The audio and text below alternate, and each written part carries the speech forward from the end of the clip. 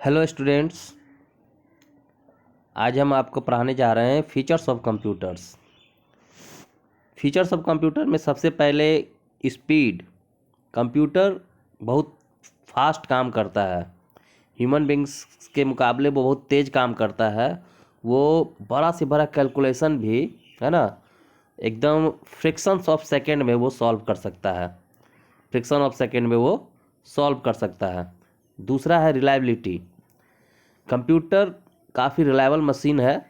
ये ना तो कभी थकता है या बोर होता है, और ये हमेशा अपना काम टाइम पे कर देता है। आप कंप्यूटर से जितना भी काम लो, है ना, ये कभी थकेगा नहीं। तीसरा है एक्यूरेसी। कंप्यूटर 100% एक्यूरेट है। It does not make mistakes, ये कभी गलती नहीं करता। चौथा मेमोरी।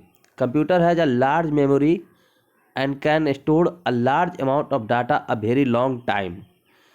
इसमें हम डाटा को स्टोर करके रख सकते हैं, बहुत सारे डाटा को हम स्टोर करके फ्यूचर रेफरेंस के लिए रख सकते हैं। नेक्स्ट है वर्साटाइल। वर्साटाइल मतलब बहुप्रतिभामुखी। कंप्यूटर एक वर्साटाइल मशीन है ना, जो variety of work with text, audio, etc all of the same time. मतलब ये बहुत सारे काम को ये आसानी से कर सकता है। ऐसा नहीं कि कंप्यूटर सिर्फ कैलकुलेशन का काम ही कर सकता है। ये अलग अलग तरीके काम को, सारे काम को उतने ही बेहतर ढंग से कर सकता है। जैसे अगर एक स्टूडेंट्स एक अगर कोई फर्स्ट भी आ रहा हो, एक स्टूडेंट पढ़ने में भी तेज हो, एक मतलब वो खेलने में भी एक सबसे आगे अव्वल हो, है ना, और हर चीज़ में वो तेज हो, जैसे सिंगिंग अगर हो, चाहे किसी भी क्षेत्र में अगर उसको दिया जाए मौका तो वो सब में अव्वल आता हो, तो उसको हम वर्सटाइल कहते हैं। तो कंप्यूटर भी एक वर्सटाइल मशीन है।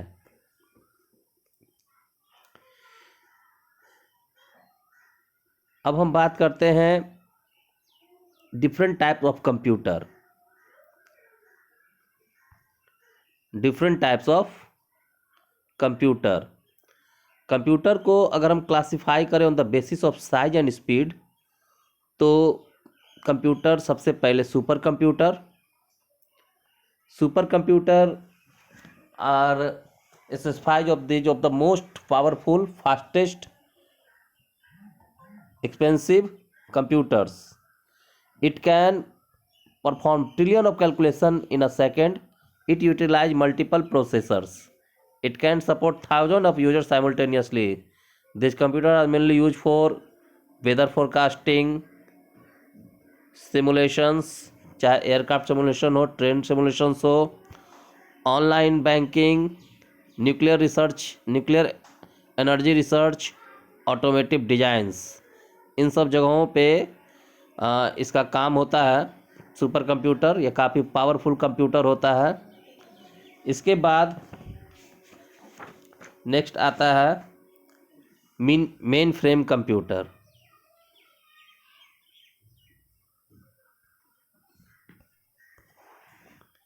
इसके बाद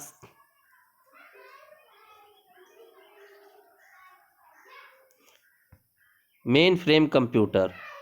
main frame are usually slower, less power and less expensive than a supercomputer. A mainframe also multiple processor instead of a single microprocessor. Therefore, this system can process data much faster. These computers usually large business, government agencies, and universities. Mainly computer, the mainframe computer are especially used for use as server on the world wide. तो main frame computer super computer से के मुकाबले थोड़ा कम powerful, है ना, machine होता है, लेकिन फिर भी ये मल्टीपल प्रोसेसर इसमें भी लगे रहते हैं, इसलिए ये भी काफ़ी तेज काम करता है। इसका इस्तेमाल जनरली सर्वर्स में, वर्ल्ड वाइड वेब में सर्वर के रूप में किया जाता है। Next mini computer. Mini computer main frame के बाद उससे थोड़ा कम स्मॉलर साइज में और उससे स्पीड में थोड़ा कम मिनी कंप्यूटर। ये इसका कॉस्ट मेन फ्रेम से कम होता है और इसका भी इस्तेमाल जो होता है ये नेटवर्क सर्वर या इंटरनेट सर्वर्स में किया जाता है और स्पेशली इसका इस्तेमाल डिस्ट्रीब्यूटेड डाटा प्रोसेसिंग नेटवर्क्स में किया जाता है। इसके बाद माइक्रो कंप्यूटर या पीसी। माइक्रो कंप्यूटर जिसको हम पर्सनल कंप्यूटर कहते हैं, PC. Micro computer also called personal computer और simply PC. These are the most economic computer. These are stand alone computer are specially design for single users.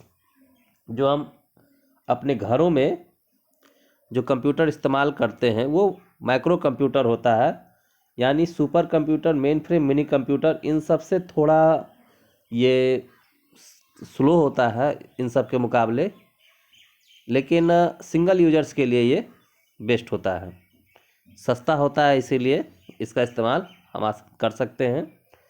इसके बाद classification.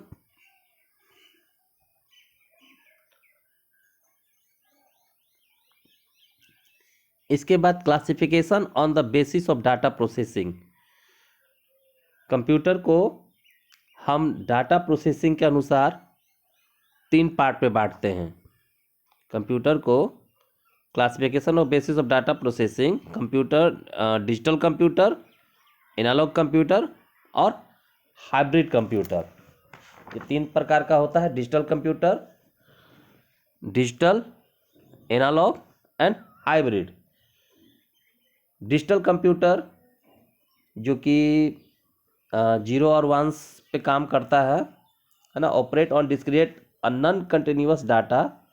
Discrete data usually occur in case when there are only a certain number of value or when we are counting something using whole number. Therefore a type of data is discrete if there are only a finite number of possible value. Example, marks obtained by student and number of display in a book. उसके बाद analog computer. Analog computer processes analog or continuous data. This type of data is obtained by continuous measuring of physical phenomena like temperature, speed, voltage, high blood pressures, है ना। इन सब चीज़ों को हम जो जो रिकॉर्ड नापते हैं वो एनालॉग कंप्यूटर होता है। इस एग्जाम्पल्स में automobile speedometer and electrocardiogram of a patient is the example of continuous data. इसके बाद हाइब्रिड कंप्यूटर।